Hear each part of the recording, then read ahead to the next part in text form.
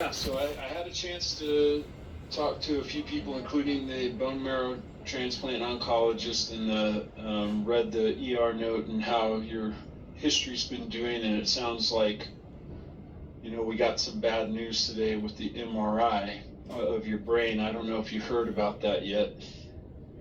No, I heard that. No, Yeah. we heard a little something, but they say that they're gonna let us know Right. what's going Well, on. like with everything, it's hard to know for sure what the findings, what they actually mean, but it is concerning that lymphoma has spread into his brain, and that's probably a lot of the reason for, if that's true, that's the reason for the symptoms he's having and the confusion and things like that. Okay, because they had thought may have been a stroke, but it's the lymphoma, huh? Um, that's what the MRI shows. So they don't show anything that looks like a stroke. Okay. That's usually pretty evident, and we're used to looking for that. That's a very common problem. What they do show is basically thickening of some of the structures of the brain, and the reason for them to become thickened is generally going to be something like the lymphoma. There's not a lot of things that would cause that. Now, it is like taking a picture, so of course we could be wrong about that. But between the symptoms that he's been experiencing with the confusion and the fatigue, Yes. and difficulty getting around, and then with this, that's kind of the leading thought right now. Yes. It will take some diagnostic workup. The bone marrow transplant team will see him in the morning and kind of discuss what they think. And it's hard to be certain about these things for sure. But that's what we're thinking right now. That's what it looks like. If we had to tell you an answer right now, that's what it looks like. Yeah, compared to all the symptoms, like we say, everything that we told you about his symptoms of the confusion and like you say, with the fatigue and always wanting to sleep, I know that's not him. It's been going on for a few weeks now, and it's getting worse. And Yeah. the dizziness, would that be a part of it too? The dizziness and all of that? Yes. Okay. Yes. And so, yeah, to me, the thing we have to do is we're putting together the puzzle. We have the symptoms, we have the imaging, and there's some confirmatory things that may need to be done. A lot of times they'll do a spinal tap and look for those lymphoma type cells or something along those lines in the spinal fluid. But I'll kind of leave that to the bone marrow transplant team to talk to you guys about, like, what are the next steps to confirm that this is what's going on. And then, of course, if we confirm it, then what's the treatment and what's the prognosis, right? Those are the big things that you guys must want to know, is like, okay, what do we do about it, and what are the chances that it gets fixed and he gets back to normal? Okay. So And the I don't chemo have, that he's taking now, that low dose every 3 weeks, right. that apparently was just trying to prevent, but I guess it would have to be, of course, a much stronger dose to actually treat what's there, right? Well, In a yeah, and I'm sense. not the bone marrow oncologist, No, so I I don't want to understand. speak out of turn, but essentially, yeah, if things have progressed on the current regimen, they will change. They'll, for one, you know how this goes. They need to get very detailed information about what they think's going on, Yes, and and they and to sit go around forward. in a group usually and say, okay, this is our best estimate of what's happening, and then they talk as a group about what we think the best treatment is going to be. Okay. So, but you're right to say that if things have progressed on the current therapy, there's almost certainly going to be a change in therapy, Of and course. usually that's going to be a stronger therapy. Okay. Okay. And you did say mention that um there may not be there may be a reversal of the symptoms if the therapy, I'm going to have to get together on it, but Yeah, I'm yeah. looking at the reversal of the symptoms. Would this be something that's ongoing, or I know you probably can't answer me, but I guess I'm just trying to say, is this something that's irreversible as far as if it's in his brain? Did it do something to him that the chemo will make him back the way he was, or you're not sure? I can't answer that for you. What I can say though is just like with diffuse large B cell and other places, that if the treatment will work, it will most likely work at least for a time in the brain too. Okay. But I don't want to get too specific about that because that's getting way outside of my I got you. expertise. Just expertise. Okay. But just like before when he had it and they treated him and things got better, it's certainly possible that can happen for this as well. But Or there may be some side effects, like some of the other stuff that happened when they did treat it. He had side effects, so there may be. I understand what you're saying. We don't know yet until the treatment. And then you can imagine too, treating something that we treated and came back is usually harder than treating something that we find for the first time and has never been treated before. Yes. And so it's a little tricky, and you're asking all the questions that I would want answers to as well, but I don't want to give you any really wrong information. No, I understand. You answered. Specialized area of expertise. I understand. You answered correct. You answered the right way. I'm just thinking of other things that's happened in the past that they treated and they went away, but it left some side effects. So I understand though. I understand what you're saying. Okay. So they're gonna admit him tonight into the observation, right? We're keeping him in the bone marrow transplant unit, and we'll figure out with the bone marrow transplant doctors what the plan should be and how we're gonna deal with this. And for that low sodium thing that they were talking about, that was treated already, right? That's something that's yeah, that's tricky. Like if you have a low potassium, you can take more potassium and your potassium comes up. Sodium doesn't quite work the same way. But yes, we'll give him some fluid. And I think he has some really, things improve with some IV fluids. And then sometimes when you have anything going on in the brain, not just cancer, but even if you hit your head hard or if you have a stroke, sometimes that can affect the sodium in your body. Like the brain stops doing its normal regulation. So it's hard to know right now if that's also playing a role. I got you. And like the dizziness and all of that, of course, that was part of it. The dizziness and not wanting to eat because he doesn't have the desire to eat. And it's like he gags it up or throws it up, or drinking. He doesn't like to drink that much anymore. None of that. And I guess all of that, like, I'm not saying that, like you said, it's not your expertise in that field. I guess once they do more, I'll be able to talk to them more. And once they sit around and say this, that, and the other, they would have more answers for me. Yeah. Okay. I think that the cancer doctors will have some good information for you tomorrow. And most of the time, they're gonna, they'll be as straightforward as they can, and they don't want to overreach with their answer and get. No, I understand. It's no expectations. I mean, too much, but I think what I would say about the sodium level is that it's pretty mildly low.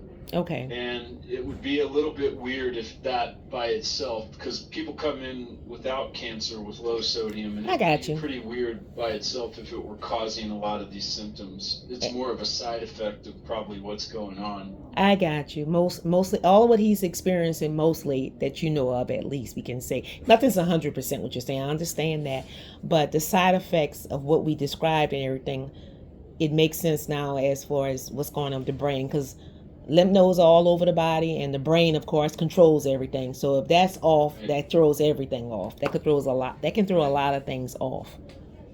Both things.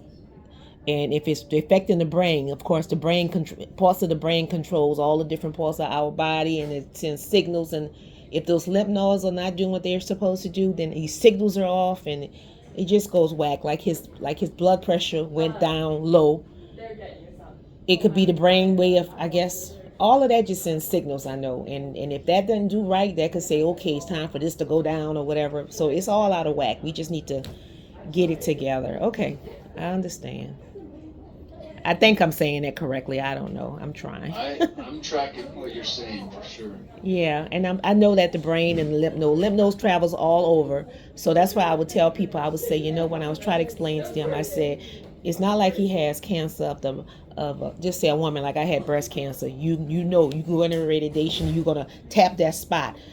It's not like you can just do that. So when you do the chemo, they were trying to just say let's let it go all over his body because it eventually may come back, which it did again. We don't know where it's gonna go at this time. One time it came in the arms, and his arm he was so sore, and we didn't know what it was. Now it's the brain, and now he's doing all these different things.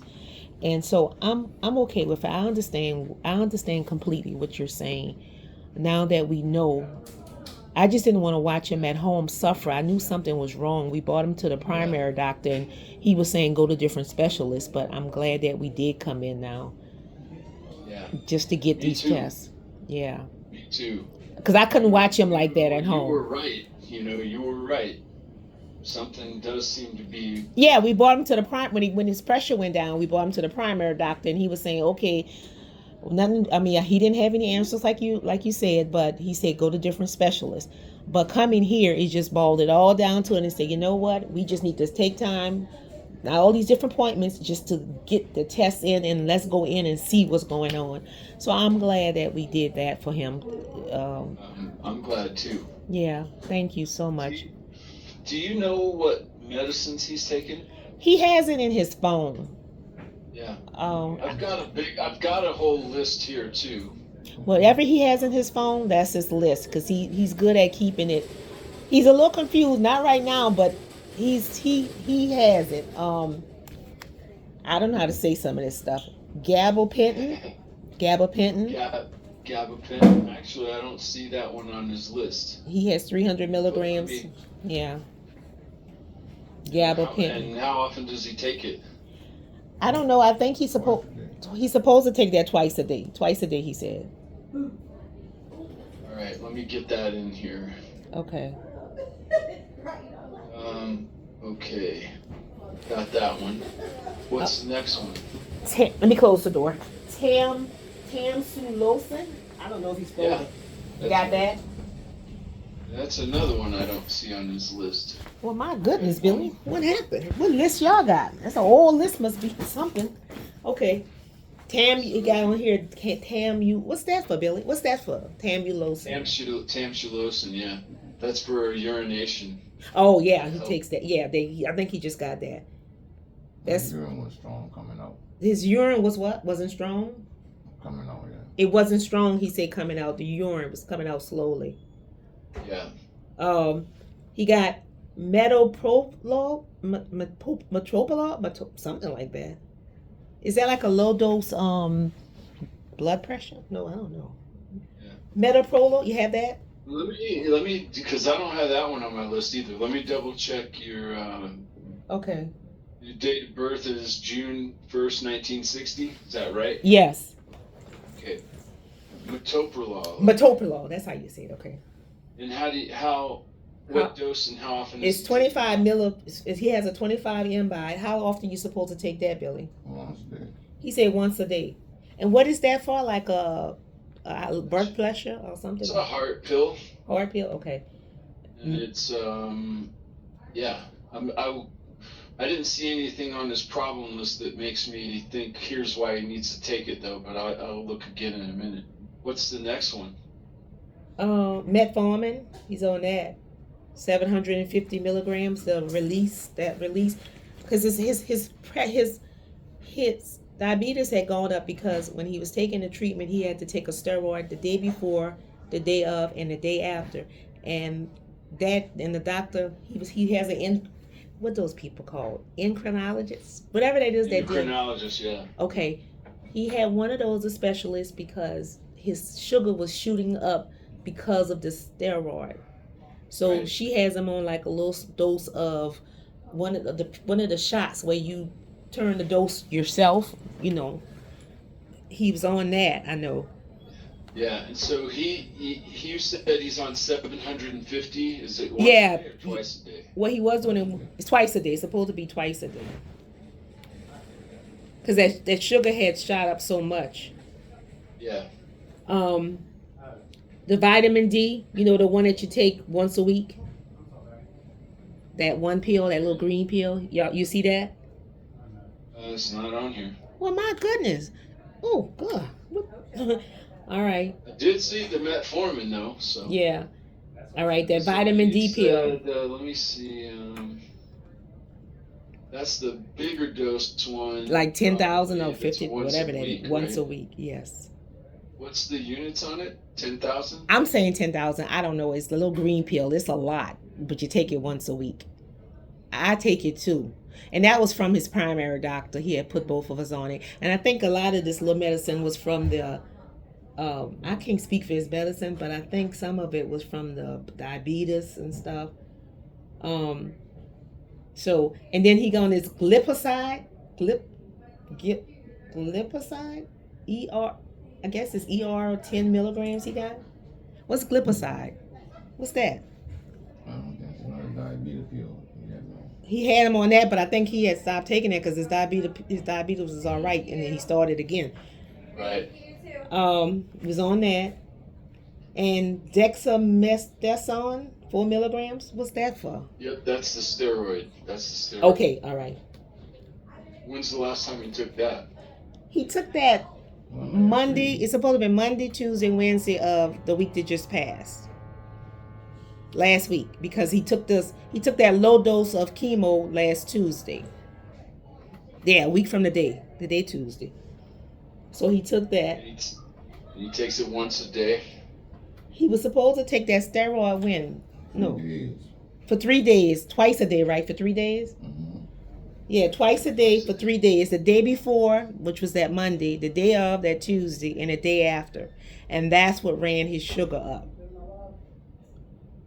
And then you say he have a 1 a day vitamin over 50. You must take that yourself, right? Mm-hmm. Okay. Yeah. And who is this Dr. Elliott? Elliott. That's the new oncologist? That's my cancer doctor. That's the oncologist. Dr. Elliott. You ever heard of Dr. Elliott? Elliott. Okay. And then is he taking Flexeril, cyclobenzaprine? What's that? You know that, Billy? Muscle relaxer.